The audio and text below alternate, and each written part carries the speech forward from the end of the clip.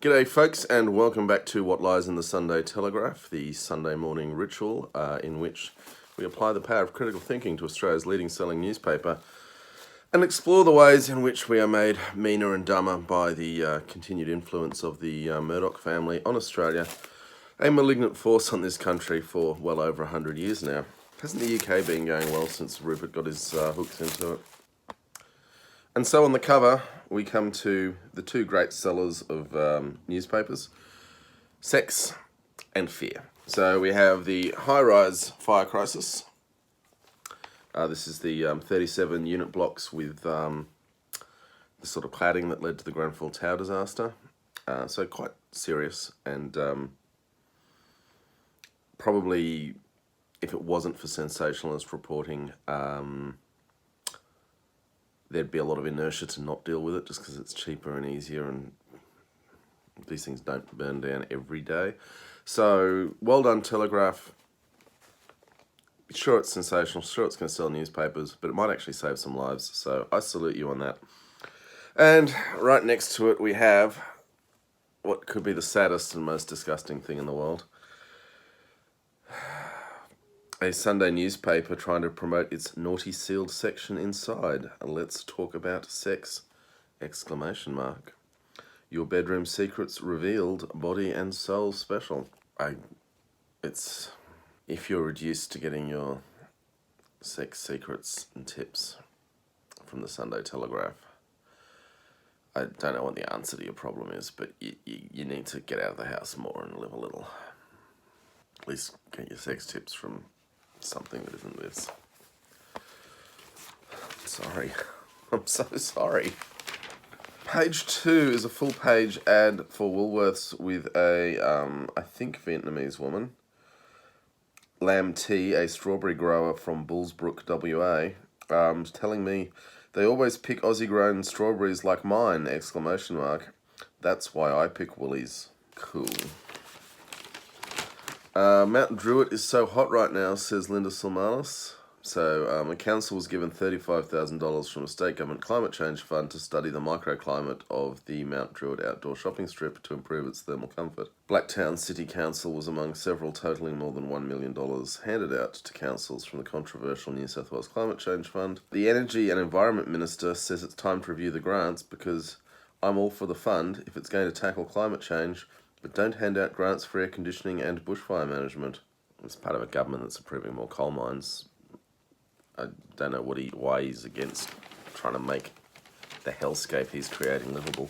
So apparently page 3 is given over to Sam Ball from Married at First Sight, who was quite the piece of work. And he's embroiled in new drama after allegedly backtracking on claims his ex-girlfriend stalked him. Look, I felt dirty watching Married at First Sight, and I did watch it to begin with, but now reading it as page 3 news makes me feel even dirtier. The Melbourne Cup's the Carnival's trying to sell us on being part of the race that stops the nation. Go and let go is the, some would say, irresponsible marketing. If a pub tried to do that, they'd get in quite a bit of trouble under RSA. Not that many of them don't breach it, but certainly trouble is a possibility. Encouraging irresponsibility. I mean, I'm all for irresponsibility, but I'm just saying we do live in a new Puritan era and other people have to stick by these rules. Nick's picks, what's the best thing in the newspaper? The glossy poor person's Vogue Stella magazine is talking about strong women on screen, of which they are Linda Hamilton, Kristen Stewart, and Amelia Clark. The crossword puzzle is the second best thing in the newspaper. Third best thing is a special report on whether Bradman is a better batsman than Steve Smith. Uncovered pictures, Bradman. Also, I don't think Bradman was ever suspended and stripped of the captaincy for cheating. Edible gardens, because that's a radical concept, growing food you can eat in your garden, isn't it? Then we're pushing the secret bedroom business. There's a border collie has joined the New South Wales Police dog squad. Apparently the dog loves it. Cool. Good love it. He's loving it. She's loving it. And the Sandylands Empire Kyle Incorporated. Apparently he signed the biggest entertainment deal. The biggest entertainment deal. I think that needs some caveats. Yeah, so I'll look forward to finding out what Kyle Sandylands is up to. Can you wait? So we're also still pushing Let's Talk About Sex on page 5. The Sex Survey 2019 has an improbable picture of Kim Kardashian. Apparently her sexual star sign says she's just a big romantic. Apparently people who use emojis have more sex. Could be some correlation with youth going on there. And we've got the eggplant emoji out. Just, you can't quite put a dick on the page, but wink wink. 37 apartment buildings are dangerous fire traps. I would have thought somewhere before page 5 for that story, but... yeah, I know it was on the front page, but not a lot of detail. Bathurst King, Scott McLaughlin, will be officially crowned King of the Mountain, or King of Mount Panorama, but his team faces the biggest fine in supercar history as punishment for issuing an illegal go-slow order in the Bathurst 1000. McLaughlin will keep his title, but the team are expected to cop a fine of as much as $500,000.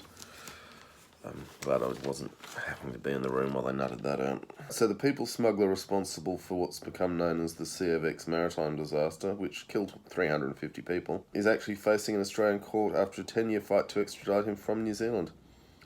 Iraqi-born Mathan Aradi, 43, so he was 33 when he was...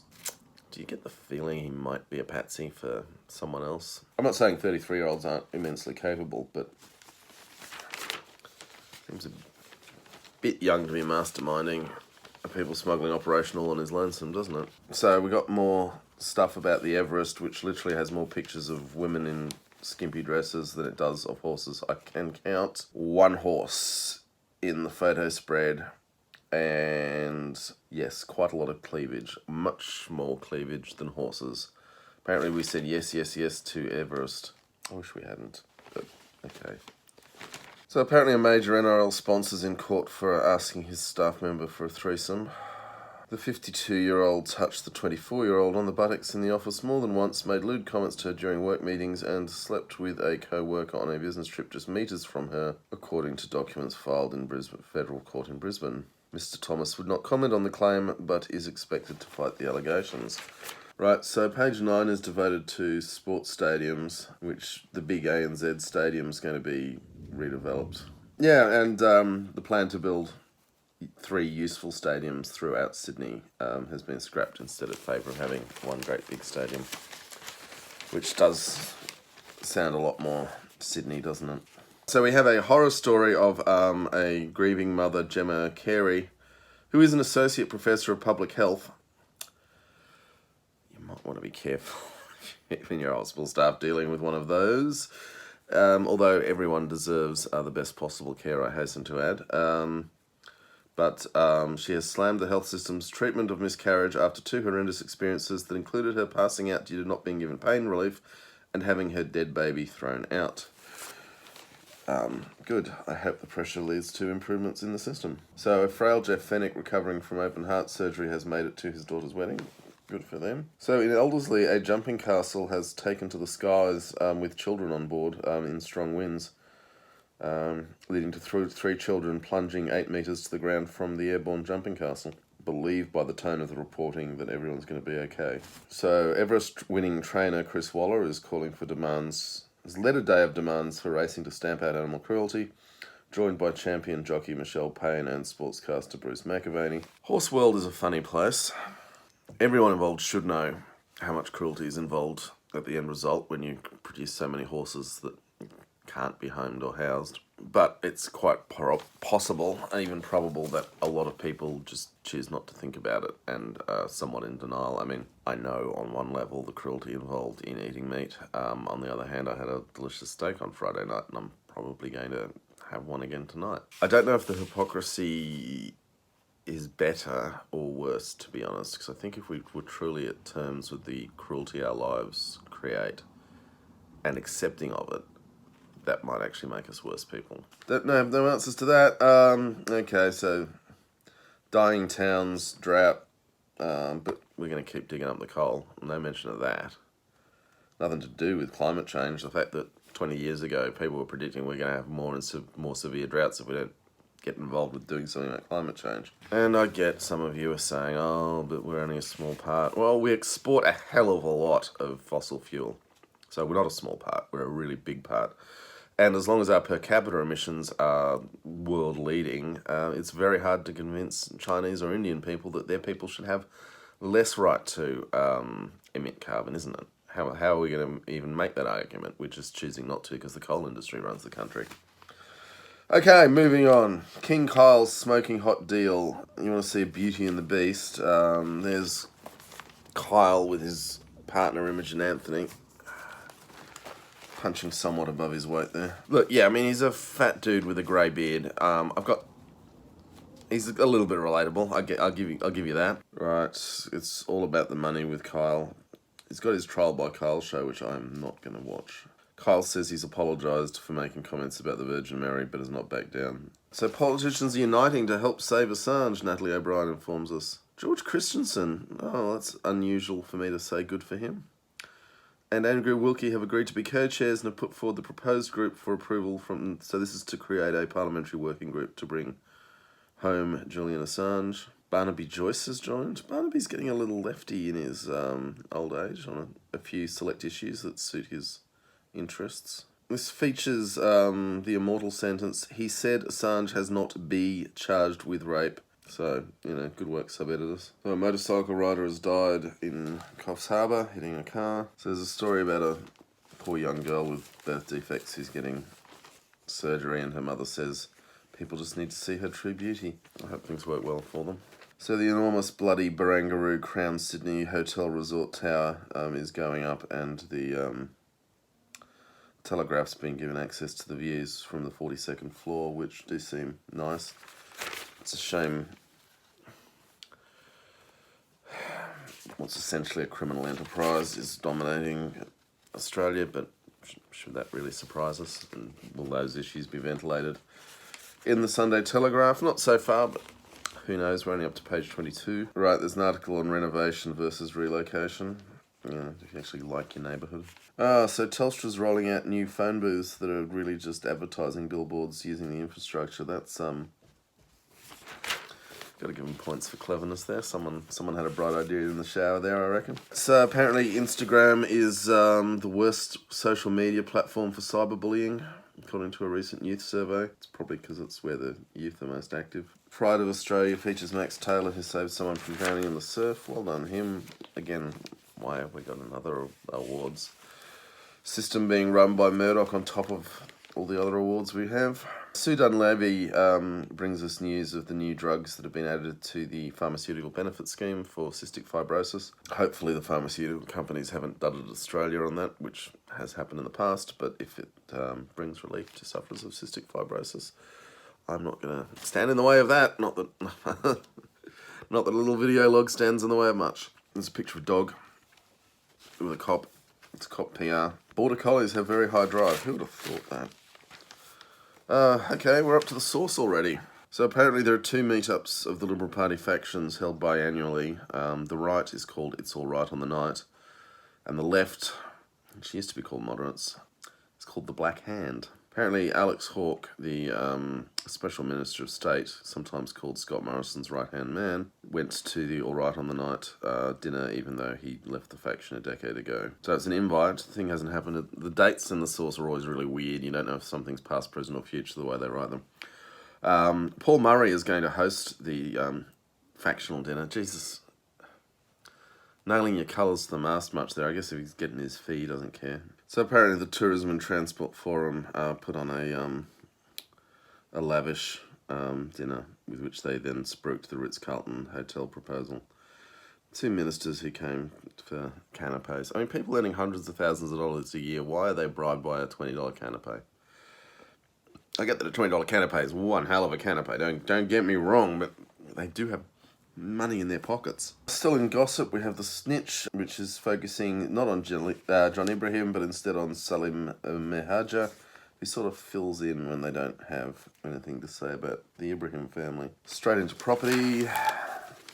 Still doing the New South Wales 100 Best Restaurants, which we started last week. Don't worry, sadness is normal, particularly if you read this newspaper. There's a cruise ship with 135 metre long water slides, dual racing water slides, 5 metres long, on P&O's Pacific Adventure, set to arrive in Australia next year. In general, P&O ships in Australia are ships that are too clapped out to do the more lucrative routes.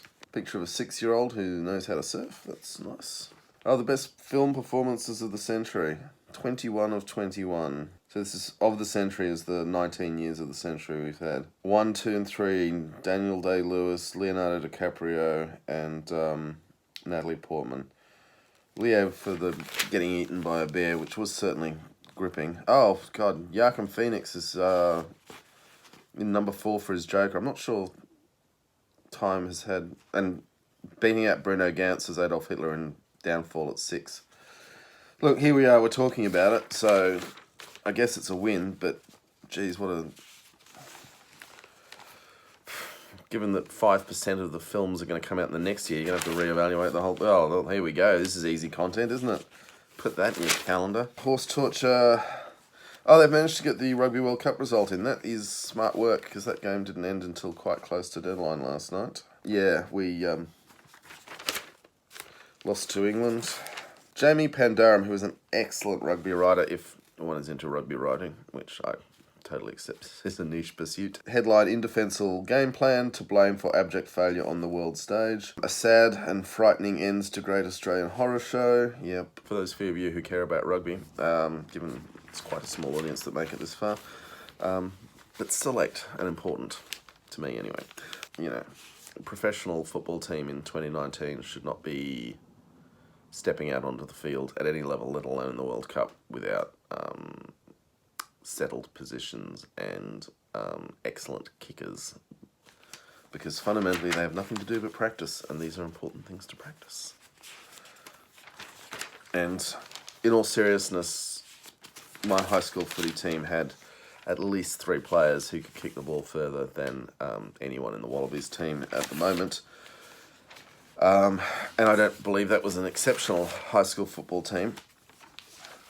I just believe they devalued a really important part of the game and can't get out of their own half as a result. Okay, Body and Soul Sex Guide for the saddest people. I like how the Sex Guide, which they've billed as a sealed section, no, it doesn't appear to be actually sealed at all, is right next to the kids' puzzles.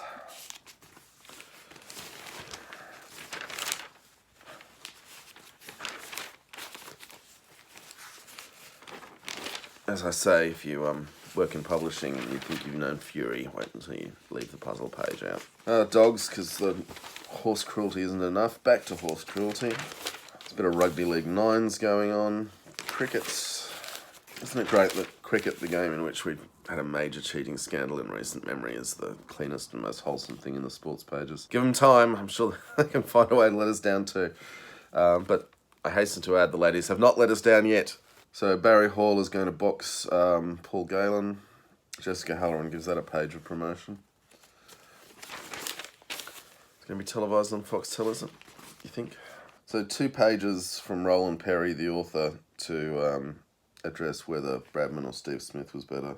I'd have thought Bradman's the winner on raw numbers, leaving aside context. For those interested, the 2 biggest points of context are the fact that the pitches were uncovered in Bradman's day, which meant they were a lot nastier to play on. And the second point being the Second World War was right in the middle of Bradman's career and kind of interrupted his prime scoring years. Right, world news. Chaos on Spanish streets. The Catalonia protests are certainly looking like we're heading to an endgame there. It's quite something to see a nation as old and proud as Spain about to tear itself in half. Although a nation as old and proud as the United Kingdom is also in that process, slightly different stages. Lady Gaga has had a fall while performing in Las Vegas. The diva invited a fan called Jack to join her on stage and jumped into his arms, but he lost his footing and they fell off the stage. We legitimately thought she was dead, a person in the audience said. On Reddit, there's our source. So Megan, the Duchess of Sussex, just, you know, first name terms Megan from the paper, has had a tearful appearance on TV asking why they're all such pricks to her. They'll continue being pricks, no doubt. Yeah, you wonder why she signed up for it, really. I guess what love might have something to do with it. Brexit. things are moving a little faster than the paper can deal with. Johnson's playing some schoolyard stuff with sending 2 letters to the EU, only one of them signed, hoping that covers off his legal obligation to ask for a Brexit extension while not actually extending it. Technicalities like that, it's funny. If you or I tried to pull that stuff and hold it up in court, it wouldn't fly. But the more powerful you are, the more silly little tricks get accepted. Although the UK courts have shown little patience for Boris Johnson's silly tricks so far, I imagine we'll be hearing much more about this. Okay, so we have got a full page devoted to the fighting in Kurdistan, Syrian Kurdistan. It makes me very sad, which is why I'm kind of glossing over it, and this coverage isn't going to explain anything to anyone. It makes a lot of people sad, but doing sad things and screwing over the Kurds has been foreign policy for world leaders for about 2,500 years. So, yeah, the Kurds have a saying, they have no friends but the mountains. If you're wondering why I said 2,500 years, it's because they do actually get a mention in the writings of Xenophon, one of the early Greek historians. Stuff is well worth reading, even today. Lucy Khan is relitigating Queensland daylight savings time, which does seem odd for a New South Wales newspaper. Piers Ackerman is not railing against lefties this week, which is quite a shock to my equilibrium, I can tell you. Normally he comes after Peter Credlin. I think Peter Credlin might be away this week. We'll see what's on the next page, though. Anyway, Piers is railing against the banks. Of course, the fact that the Australian Banking Association, in Piers's words, chose failed former Queensland Labor Premier Anna Bligh as its CEO 2 years ago says a lot about bankers. So the problem with the banks is they're too much labour, too laboury, the banks. Because I'm sure their behaviour would be so much better if those paragons of moral virtue known as the Liberal Party had their hooks into that particular position at this particular point in time. As if the CEO of the Banking Association has any real power over the banks either.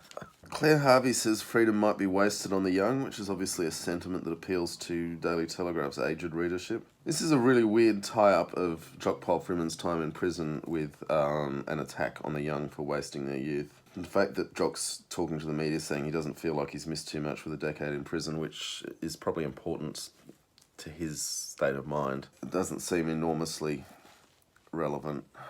Peter Gleeson, the angry old man of the angriest old man of the Sunday Telegraph, a paper replete with angry old men, says, for a variety of reasons, Facebook, Instagram and Twitter leave me cold. What are those kids going on about? He's calling for jail for social media trolls, which is funny in a newspaper that trolls groups of society on a very regular basis. If the social media trolls are going to prison, I'd like to see Peter Gleeson go down with them. The Sunday Telegraph has decided that, in their words, the light rail might just turn out to be the best thing to happen to Sydney in a long time, because the ride from the glittering Circular Quay to Randwick Racecourse via tranquil Centennial Park will become the world's most picturesque day trips when it opens. The Sydney to Randwick part of the route, scheduled to open in December, is about to transform the way tourists and locals alike engage with Sydney. Just makes you wonder why they tore up the tram system in the first place, just to spend billions laying it back down again. Warren has an ad for the Everest as his cartoon with 2 fat champagne guzzlers, one man, one woman, in pearls and top hats. How good was the Everest? Now for the Melbourne Cup. The Melbourne Cup? I remember that quaint old thing. Times have changed, apparently. What a crock. What an absolute crock. What a newspaper owned by gambling interests. They're not buying advertising to actually reach anyone. They don't want the horrible old sex guide readers of this thing, do they? They just want the influence it brings. Because I can tell you, politicians are unduly influenced by what's showing up in the media. Far more so than ordinary people who just don't consume this stuff. Page 108, we have a same-sex couple who met on Twitter, which is nice. Good for them. Okay, movies, which, we've just had 21 best movies of the 21st century, but here's a few new ones. Zombieland Double Tap gets 3.5 stars, and as we've noted, they are quite hard markers in here. Okay, there's a movie called Blinded by the Light, which apparently has lots of stuff about Bruce Springsteen's interaction with teenagers in late 1980s Britain. A mere 3 stars, so see Zombieland first. There's a Pavarotti biopic directed by Ron Howard. You'd think there'd be some good singing in that, wouldn't you? Angelina Jolie's Maleficent sequel only gets 2.5 stars, and I have heard it's a bit of a dog. Which doesn't stop us devoting another huge picture of it on the next page, where Duncan Lay goes through fantasy's evil women who are growing ever more complex and intriguing. On the other hand, he's got Harley Quinn on that list, who is neither complex nor intriguing. And I mean, Mystique from the X-Men movies, that's it's getting a bit dated as well. Jesus, Hela in Thor Ragnarok, that was a pretty one-dimensional role. It's weird, this list goes from 10 to 2, and I can't actually see where number 1 is. Whatevs. Secret Life of Pets is coming out again. There's a biography of Lachlan Macquarie, who is an interesting figure that I always have a lot of time for, particularly as we get into the more nuanced parts of his relationships with Indigenous Australia. Right, Frozen the musical, if you really want to sing Let It Go. Billy Elliot the musical. Right, Annette Sharp isn't writing either. A paper without Peter Credlin just doesn't seem like a Sunday Telegraph, does it? Duncan Lay's kicking on with, I think, 2-week-old Martin Scorsese and superhero movies. Duncan says Martin Scorsese is a genius. I'm sure Martin needed Duncan's freaking approval. We got more on Everest Day. This isn't really a newspaper as much as a contending series of corporate interests, isn't it? And they tend to be the weakest corporate interests because they're the ones who need to bring public opinion and particularly influence politicians, whereas you don't see anything about super funds or much about banks in here. So Erin Molan's no-show at the Australian Commercial Radio Awards has been noted, along with the usual whispers about whatever caused the feud with Andrew Johns. Right, the Bachelor in Paradise personality Davey Lloyd has gone DUI. DUI seems to be a career hazard of reality TV, doesn't it? Apparently Carrie Bickmore is the signing of 2020. James Weir is prosecuting Roxy Jacenko, and this is the poo jogger case. There seems to be a lot of poo involved in Roxy Jacenko's life, which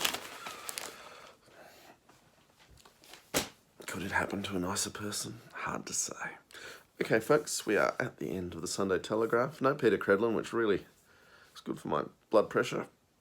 And Piers Ackerman wasn't even attacking lefties, so it's pretty soft. I mean, it's a newspaper about nothing, and I thank you for prosecuting it with me today, and we'll be back next week with more. Do please drop some reviews and likes and shares wherever you have come across this, if you do in fact like it, because that stuff helps me enormously. And we will be back next week talking about what's awful in Australian media, which can almost all be found in the Sunday Telegraph. The one thing they are really good at reporting on is other awfulness in Australian media. It's just awfulness all the way down, isn't it? Okay, see you later.